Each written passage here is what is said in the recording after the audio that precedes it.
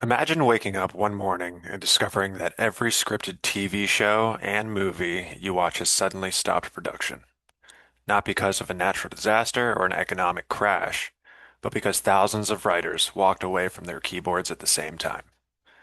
That was the reality in 2023, during one of the most intense and transformative labor negotiations Hollywood has ever seen. Hey everyone, my name is Jeremy Kenny, and today I'll be analyzing the historic negotiation between the Writers Guild of America and the Alliance of Motion Picture and Television Producers. This negotiation lasted 148 days, shut down nearly all scripted film and television production, and ultimately reshaped how creative work is valued in the streaming and AI era. This negotiation began as a routine contract renewal, but quickly grew into a clash over deep structural changes in Hollywood. The WGA raised concerns that the shift to streaming had fundamentally changed their profession. Writers were being paid less, working fewer weeks, and facing shrinking writers' rooms. At the same time, emerging artificial intelligence technologies created new fears about whether AI might eventually replace or undermine human writers.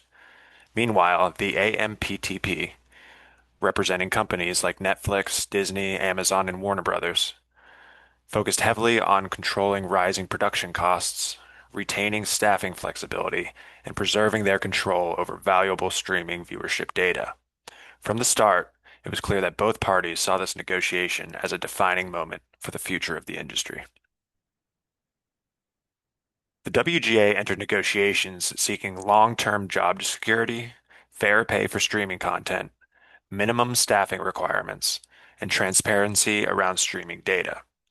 Perhaps most importantly, writers demanded clear protections against AI being used to replace or rewrite their work. Behind these demands was a deeper desire to protect the creative identity and professional dignity of writers. The AMPTP, on the other hand, was primarily concerned with reducing labor costs, maintaining full discretion over how writing teams are structured, guarding the proprietary streaming data, and avoiding restrictions on how studios might use AI in the future. These competing interests created a highly adversarial environment in which both sides believed the long-term survival of their business model was at stake. Coalition building became one of the defining characteristics of this negotiation. The WGA gained substantial leverage when the actors union, SAG-AFTRA, joined the strike. With both writers and actors walking out, Hollywood could not resume production under any circumstances, dramatically strengthening the WGA's bargaining position.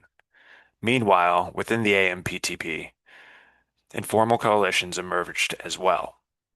Reports suggested that some traditional studios favored reaching an agreement quickly, while newer streaming platforms held firmer and resisted concessions. These internal divisions created additional layers of complexity, aligning closely with Lewicki's description of how multi-party negotiations become more difficult when coalitions form and interests diverge within one side. The negotiation process unfolded in four major stages. It began with very strong opening anchors, as the WGA presented bold demands involving AI restrictions, staffing rules, and significant compensation increases. This led into a long period of distributive bargaining, where both sides relied heavily on competitive tactics such as extreme proposals, information withholding, deadline pressure, and strategic silence. The conflict intensified once the WGA strike began, and the financial pressure created by production shutdowns pushed the studios to reconsider their approach. Only after months of losses and gridlock did both parties shift toward more collaborative, integrative discussions that ultimately made a settlement possible. After nearly 5 months, the parties reached a tentative agreement that included wage increases, bonuses tied to streaming performance, minimum staffing requirements, expanded healthcare contributions, and meaningful protections surrounding artificial intelligence. The AI provisions were especially significant, preventing studios from using AI to replace writers or to undermine their credit or compensation. Although both sides publicly claimed the agreement as a win, most analysts noted that the WGA succeeded in securing the vast majority of its core objectives.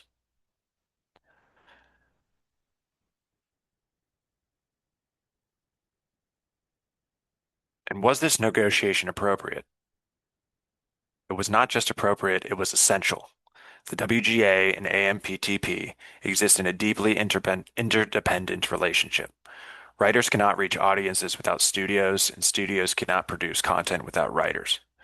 The issues involved were also both economic and emotional, combining tangible concerns like pay and staffing with intangible ones like fairness, identity, and fears about technological displacement. Because of this mix of interests, negotiation provided the most effective platform for both sides to express concerns, explore alternatives, and eventually reach a solution that preserved their long-term working relationships. Now, this negotiation showcased nearly every form of power described by Lewicki. Both sides held significant legitimate power as representatives of large, influential groups.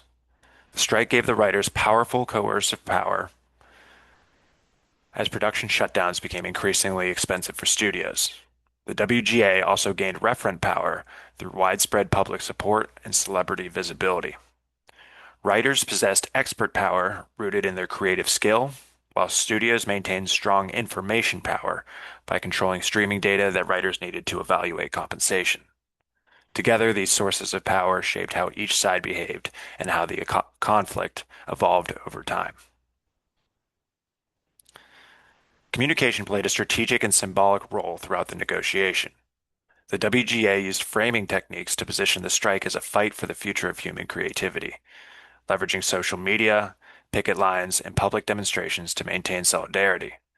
Meanwhile, the AMPTP relied on formal communication channels such as press releases and selective media leaks to frame their position as responsible and financially prudent. Both sides use communication not only to influence each other, but also to shape the perceptions of union members, studio leadership, and the general public.